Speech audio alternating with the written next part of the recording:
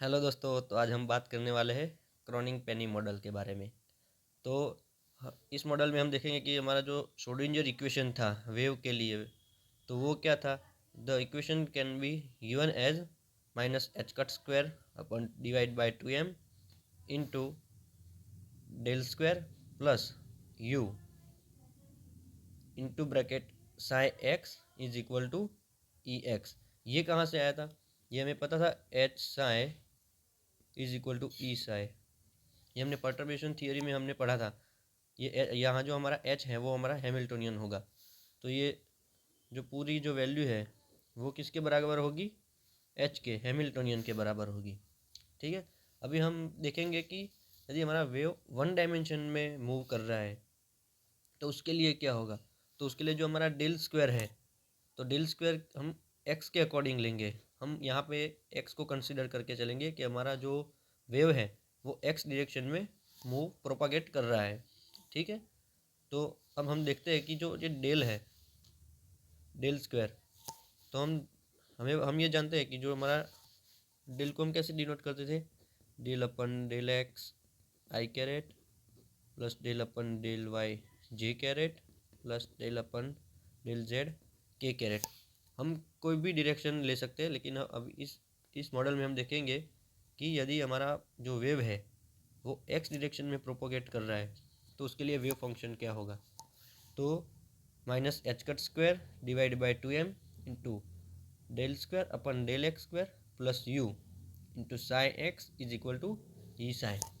अभी हम इसमें देखेंगे जो हमारा ये ई है, तो ई क्या है? एनर्जी आइगन वैल्यू है। ये क्या है? Eigen value. ठीक है। और जो हमारा साई एक्स है वो आइगन वेव फंक्शन है। हम साई एक्स को हमें पता है कि हम साई एक्स को क्या कहते हैं? Wave function. साई एन हमारा है वेव फंक्शन। तो अभी हम इसमें देखेंगे कि हमारा यू एक्स है पोटेंशियल एनर्जी। ये मैं यहाँ पे लिख दे रहा हूँ। यू एक्स है हमारा पोटेंशियल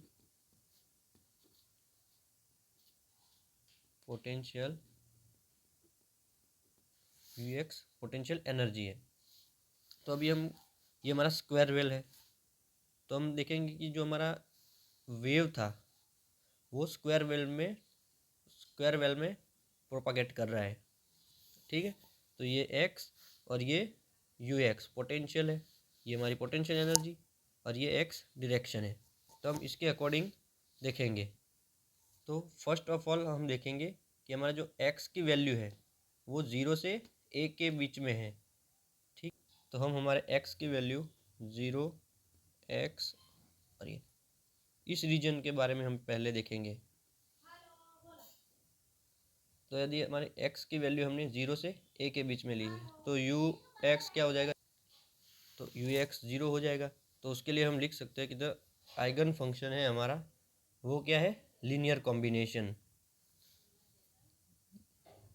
तो हम कह सकते हैं कि आइगन फंक्शन है हमारा जो वो है linear combination.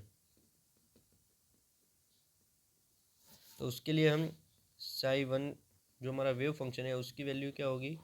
A E raise to i k x plus b e raise to minus i k x. ये किसके लिए? जब एनर्जी की वैल्यू 0 से कम होगी। इसको हम कहते हैं साई वन एक्स। ये हमारा फर्स्ट रीजन था। अब दूसरा रीजन हम लेंगे माइनस बी से 0 के बीच में।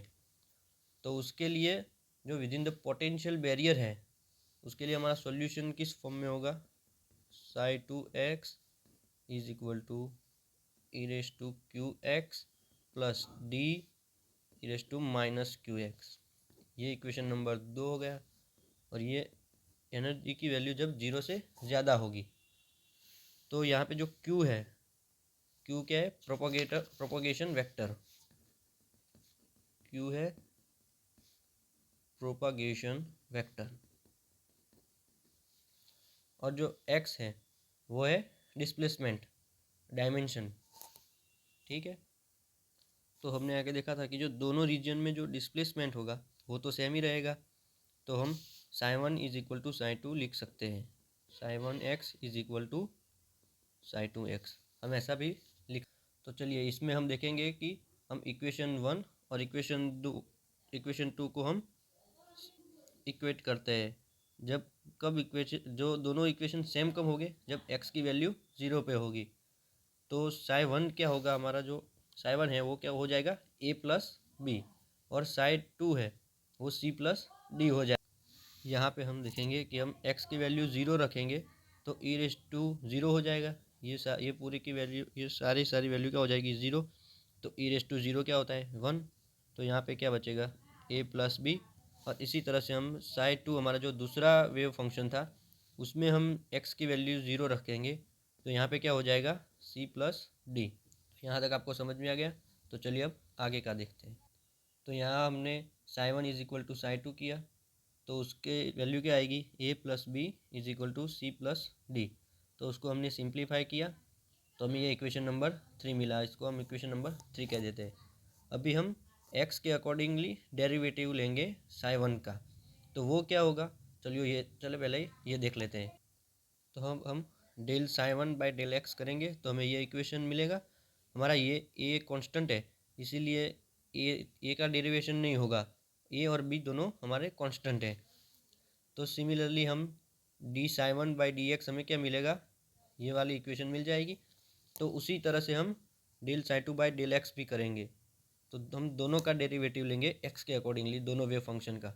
तो हमें क्या मिल जाएगा del psi one upon del x और del psi two upon del x की वैल्यू मिल जाएगी। तो हमने आगे देखा था कि जो x इज इक्वल टू 0 के अकॉर्डिंगली हमने देखा था, तो क्या था psi one is equal to psi two था। तो x इज इक्वल टू 0 के अकॉर्डिंग दोनों का डेरिवेटिव भी सिमिलरली होगा।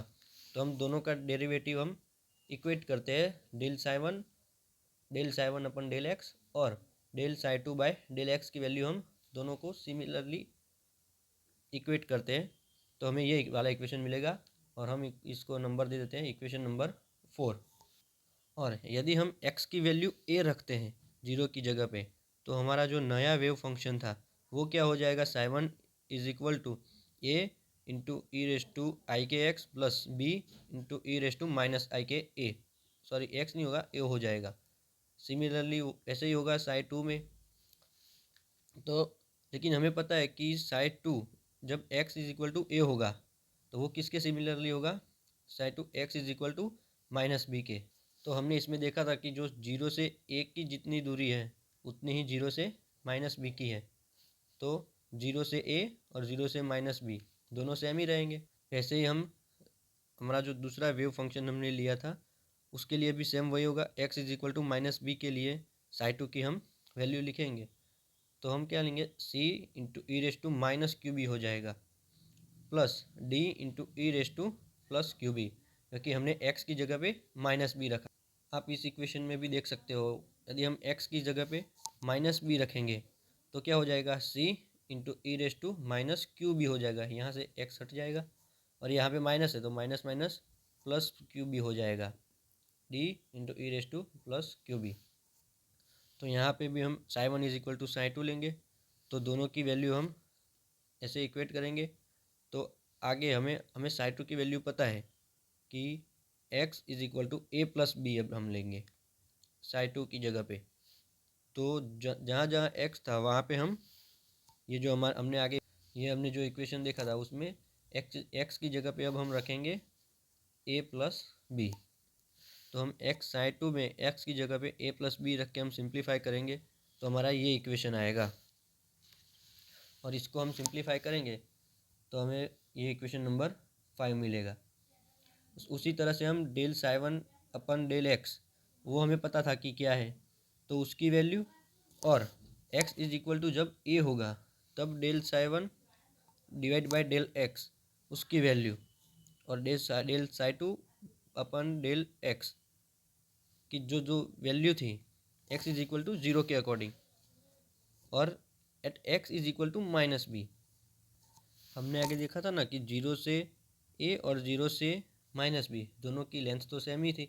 तो del psi one by divide by del x जब x is equal to a होगा तब हम लेंगे। और similarly del psi two by del x दोनों की हम वैल्यू लेंगे, डेरिवेशन लेंगे।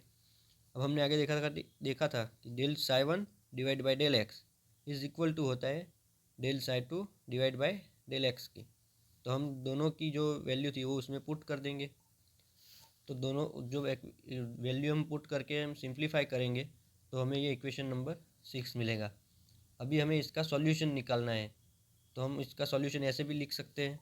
पहले इसके जो मल्टीप्लायर है 1 1 -1 और -1, ये ए और डी का पहले 1 1 लेंगे हम, और ये -1 -1, और उसके अकॉर्डिंग हम लेंगे जो मल्टीप्लायर उसके हैं आई के माइनस आई के।